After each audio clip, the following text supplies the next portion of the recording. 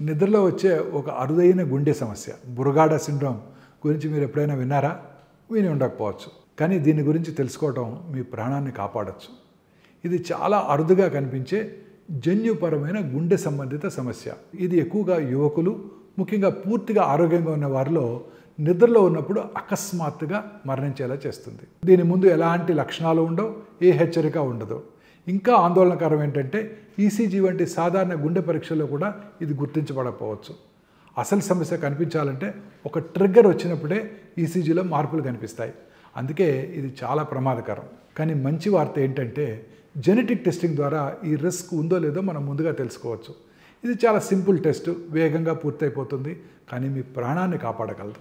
మీకు నిద్రలో ఒక్కసారిగా మూర్ఛ వచ్చిన అనుభవం ఉన్నా, లేక మీ కుటుంబంలో అకస్మాత్తుగా మరణించిన వారు ఉన్నా ఈ టెస్ట్ చేయించుకోవడం తప్పనిసరి. ఈ రిస్క్ కనుక ఉన్నట్టయితే ఒక చిన్న డివైస్ ఐసీడీ అనేది శరీరంలో అమర్చినట్టయితే ప్రమాదకరమైన గుండె సంబంధిత ఆటంకాలను ముందే ఆపివేయచ్చు. ఎటువంటి హెచ్చరిక రాకముందే మీ డాక్టర్ని సంప్రదించండి. ఈ సిండ్రోమ్ గురించి అడగండి. మరిన్ని వివరాల కోసం హైదరాబాద్లోని గచ్చిబౌలిలో ఉన్న లాంజివిటీ లాంజ్ని సందర్శించండి.